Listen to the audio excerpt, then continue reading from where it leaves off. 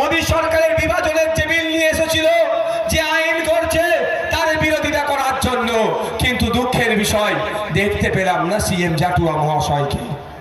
আপনারা ভোট দিয়ে পার্লামেন্টে পাঠালেন আপনাদের শিক্ষার উন্নতিকরণের করার জন্য, তার পরিবর্তে দেখছি ন্যাশনাল এডুকেশন পলিসি 2020 নিয়ে এসে আমাদের গরিব ছেলে মেয়েদের, আমাদের মুসলিম ছেলে মেয়েদের, আমাদের আদিবাসী সমাজের ছেলে মেয়েদের, আমাদের দলিত সমাজের ছেলে মেয়েদের, আমাদের পিছড়ে বর্গের সমাজের ছেলে মেয়েদের, যারা আমরা আর্থিকভাবে দুর্বল, তাদেরকে চিরতরের জন্য পড়াশোনা বকলমে বন্ধ করে দেওয়ার জন্য যে ন্যাশনাল এডুকেশন পলিসি নিয়ে এসেছিল, এখানকার যিনি বিদায়ী এমপি ছিলেন একটাও শব্দ তিনি খরচ করেননি। তাহলে লাভ কি? পার্লামেন্টে আমি যাকে পাঠালাম সে যদি আমার কথা না বলে, তাহলে তাকে পার্লামেন্টে পাঠিয়ে কিছু লাভ আছে ভাই? আচ্ছা, আমার বক্তব্য কি আপনাদের অসুবিধা লাগছে? আচ্ছা, কারা বক্তব্যটা শুনতে চান হাত তুলে একটু দেখান তো। মায়েরা শুনতে চান? বাপেরা শুনতে চান?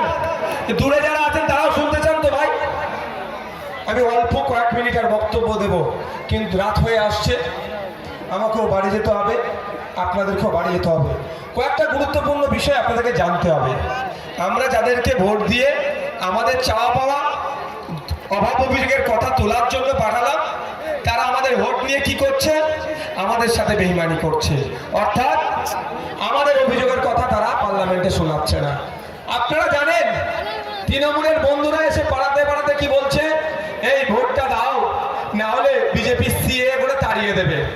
সিএ তো আজ থেকে হচ্ছে না, 2019 সালের আগে থেকে সিএ নিয়ে চর্চা হয়, কিন্তু 2019-এর পর থেকে সিএ খাই না মাকে কিছুটা জানতে পারলাম। তার আগে বলছি এটা সিএটা হচ্ছে ভোট ধরা কল।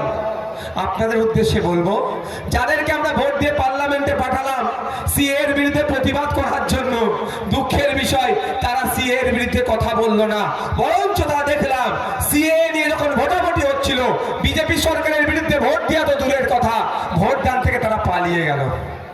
তাই সময় এসেছে আমরা আর চুপ করে বসে থাকবো না। অনেক হয়েছে, আমাদের কথা বলার জন্য আমরা অনেককে পাঠালাম, ইতিপূর্বে 17 বার পাঠালাম পার্লামেন্টে, আমাদের কথা শুনতে পেলাম না। ভাই, যাদের অসুবিধা হচ্ছে আমি 2 মিনিট টাইম দিচ্ছি, তারা একটু বেরিয়ে যাবে, তাহলে একে একে অসুবিধা হচ্ছে, পিছনের লোকের অসুবিধা হচ্ছে। ভাই ভুল বলছি নাকি?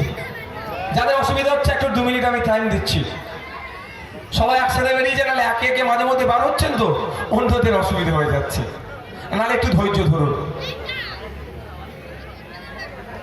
আমরা কৃষক বন্ধু যারা আছে, কৃষকদের স্বার্থে, কৃষকদের যাতে মাসিক গড়াই বাড়ে, কৃষকদের সারের যে কালোবাজারি হচ্ছে সেটা যাতে রোধ হয়, মাস গেলে কৃষকদের পরিবার একটু আর্থিকভাবে বেশি উপার্জন যাতে করতে পারে, কৃষকদের মুখে যাতে হাসি ফুটে, সেই জন্য আমরা কৃষকরা কাকে ভোট দিলাম?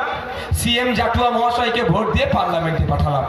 কিন্তু দুঃখের বিষয়, কেন্দ্রের অপদার্থ সরকার, কেন্দ্রের জুমলাবাজি সরকার, কেন্দ্রের বিজেপি বিভাজনের সরকার কি করলো? অপদার্থ সরকার বলছি বিজেপি সরকারকে। আমি যদি আমি ভুল বলি, এই শুভেন্দু অধিকারী মহাশয়কে বলবেন আমার বিরুদ্ধে মামলা করতে কত সাহস আছে দেখবো। শুভেন্দু বাবু কি করেছে? মানুষের মধ্যে বিভাজন করেছে। তুমি হিন্দু, উনি মুসলমান, তুমি দলিত, উনি আদিবাসী, তুমি উচ্চ বর্ণের মানুষ, উনি পিছিয়ে বর্গের মানুষ। 10 বছর ধরে শুধু এই করেছে, মানুষের ডেভেলপের কথা ভাবেনি। পক্ষান্তরে কি করেছে? শিল্পপতি পুঁজিপতিদের সহযোগিতা করেছে। কেন্দ্রের বিজেপি সরকার, মোদী বাবুর নেতৃত্বে যে অপদার্থ সরকার চলছে, সেই সরকার বিভিন্ন বিল পাস করছিল, যে কখনো তালাকের বিরুদ্ধে বিল পাস করেছে, কখনো সিএ নিয়ে বিল পাস করিয়েছে। যেটা লেটেস্ট সংযোজন করেছে ওরা, সেটা হচ্ছে কি, যে 3টে বিল পাস করেছে মিনিমাম সাপোর্ট প্রাইসেও কৃষকদের এক কথায় বিরুদ্ধে গিয়েছে। আমরা ব্রিটিশ পিরিয়ডের সময় পড়েছিলাম, আমরা ইতিহাস পড়ে দেখেছিলাম নীল চাষিদের সাথে যেভাবে ব্রিটিশরা অত্যাচার করত, চাষ করিয়ে যেভাবে তাদেরকে শোষণ করত, সেই পলিসি আবার নিয়ে আসার চেষ্টা করেছিল বিজেপি। তার বিরুদ্ধে সারা দেশের কৃষকরা এই বিলগুলোর বিরুদ্ধে তথা বিজেপি সরকারের আনা বিলের বিরুদ্ধে সারা দেশের কৃষক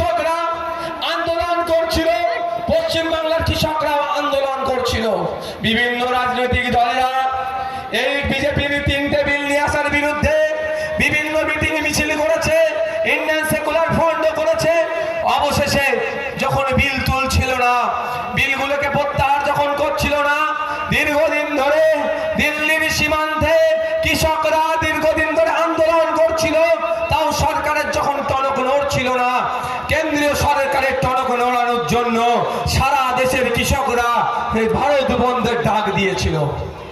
পশ্চিমবাংলার কৃষকরাও সামিল হয়েছিল। বিভিন্ন রাজনৈতিক দলের নেতা কর্মীরা পরামর্শ করে কৃষকদের স্বার্থে ভারত বন্ধকে সমর্থন জানিয়েছিল। ইন্ডিয়ান সেকুলার ফ্রন্টও কিন্তু ভারত বন্ধকে সমর্থন জানিয়ে কৃষকদের ডাকে সাড়া দিয়ে বন্ধকে সফল হওয়ার জন্য রাস্তায় নেমেছিল। কিন্তু দুঃখের বিষয়, বাপি বাবু আজকে আপনাদের কাছ থেকে ভোট চাইতে আসছে। এই বাপি বাবুদের দলেরা, এই বাপি সাহেবদের নেতৃত্বে ওই দিনকে আমরা ভুলে যাচ্ছি না। ব্রিটিশদের বিরুদ্ধে যখন আমরা লড়াই করেছিলাম, কিছু চামচা ছিল ব্রিটিশদের সহযোগিতা যেমন করত, আমরা বিজেপির বিরুদ্ধে লড়াই করছিলাম গণতান্ত্রিক প্রক্রিয়াতে। বিজেপির এই কৃষক বিরোধী বিলের বিরুদ্ধে লড়াই করছিলাম। আমরা যখন বন্ধ করতে নেমেছিলাম, বিজেপির চামচা কিছু তৃণমূলীরা আমাদের এই বন্ধকে সফল হতে দেবে না বলে আমরা যখন রাস্তায় নেমেছিলাম বন্ধ করতে, আমাদের তথা আইএসএফ এর কর্মীদেরকে এবং কৃষকদের উপরে হামলা চালিয়েছিল। তাই সময় এসেছে আগামী জুন মাসের 1 তারিখে এই কৃষক বন্ধুদেরকে ভোট দিতে হবে। এই তৃণমূলের বিপক্ষে ভোট দিয়ে এদের বুঝিয়ে দিতে হবে কৃষকদের পাশে তোমরা ছিলে না, কৃষকদের ভোট তোমাদের পাশে থাকবে না। কি কৃষকদের ভোট দেবেন ওদেরকে? আরে আমরা আন্দোলন করছিলাম বিজেপির বিরুদ্ধে, আমরা আন্দোলন করছিলাম মোদিজির বিরুদ্ধে, আমরা আন্দোলন করছিলাম অমিত শাহজির বিরুদ্ধে, আমরা আন্দোলন করছিলাম দিলীপ ঘোষের বিরুদ্ধে, আমরা আন্দোলন করছিলাম সুকান্ত মজুমদারদের বিরুদ্ধে।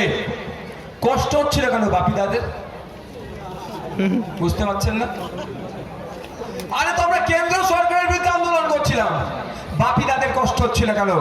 বাপিদার অ্যাকচুয়ালি কষ্ট হওয়ার কারণ, বাপিদার দাদাকে ডায়মন্ড হারবারে এখন দাঁড়িয়েছেন, আর তার পিসিকে মমতা ব্যানার্জি। হয়তো দিল্লি থেকে ফোন চলে এসেছিল, যদি তোমার রাজ্যে বন্ধ সফল হয় তাহলে হয়তো তোমার ভাইপোকে ধরে ভরে দেবো। ওই জন্য দিদি ভাইপো ভায়া বাপিদা হয়ে এখানে বন্ধকে সফল হতে দেয়। তাই বাপিদার সাথে আমাদের লড়াইটা কি? রাজনৈতিক লড়াই। আমাদের বিরুদ্ধে বাপিদারা নেমেছিল, আমাদের কৃষকদের বন্ধকে সফল হতে দেয়নি। তাই আমরা কৃষকরাও সময়ের জবাবটা ভোটের মাধ্যমে বাপিদাকে দিয়েও দেখিয়ে দেব। তোমার হাতে পুলিশ থাকতে পারে, তোমার হাতে গুন্ডা থাকতে পারে, তোমার হাতে অস্ত্র থাকতে পারে, তোমার হাতে অবৈধ অনেক টাকা পয়সা থাকতে পারে। দেখলাম তো পেপারে নাকি কোর্টে তাকে সমন করেছে, লোকের নাকি টাকা লুটেছে। যাই করো না কেন, দিনের শেষে আমি নাগরিক, আমার হাতে ভোটের ক্ষমতা আছে। ভোটের ক্ষমতা দেখিয়ে তোমাকে আমি আমার মতো আম নাগরিক বানিয়ে দেব। হবে তো নাকি ভাই? যে বাপিদারা আমাদের কৃষকদের উপর অত্যাচার করলো, কৃষকদের স্বার্থে যারা আমরা আন্দোলন করলাম, আমাদের উপরে হামলা চালালো, সেই বাপি বাবুকে একটাও ভোট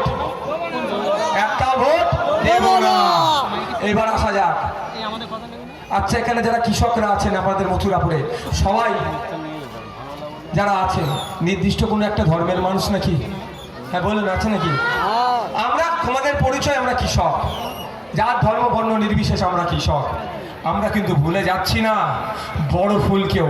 যে বড় ফুল সবকা সাথ সবকা বিকাশ বলে ডায়লগ দিত, এই শুভেন্দু অধিকারীরা সকাল সন্ধ্যে রাত্রে এটাই বলে যাচ্ছে, সবকা সাথ সবকা বিকাশ। কিন্তু কি দেখছি, শুভেন্দু বাবুরা মচকে মচকে হাসছে। যখন বলে ওটা না, ওরা মচকে মচকে হাসে। ওদের মুখের দিকে লক্ষ্য রাখবেন, বলে না সবকা সাথ সবকা বিকাশ, আর মনে মনে খুব হাসে আদানি আম্বানি কা সাথ আর উন লোগোं का ही বিকাশ। ওদের ছাড়া কারো বিকাশ হচ্ছে না। যা হচ্ছে ঘুরিয়ে ফিরিয়ে দেখবেন আদানি আম্বানি বা ওই কর্পোরেট। এই আদানি আম্বানি বা কর্পোরেটদের সুবিধা করার জন্য যে বিলটা নিয়ে এসেছিল কৃষকদের হবে জুন মাসের 1 তারিখে, কোনো ফুলের দিকে তাকানোর দরকার নাই। বড় ফুল বিল নিয়ে এসেছিল, আর আমরা যারা বিরোধী করছিলাম জোড়া ফুল আমাদের বিরোধিতা করছিল। তাই সময় এসেছে বড় ফুলকে প্রত্যাখ্যান করার, জোড়া ফুল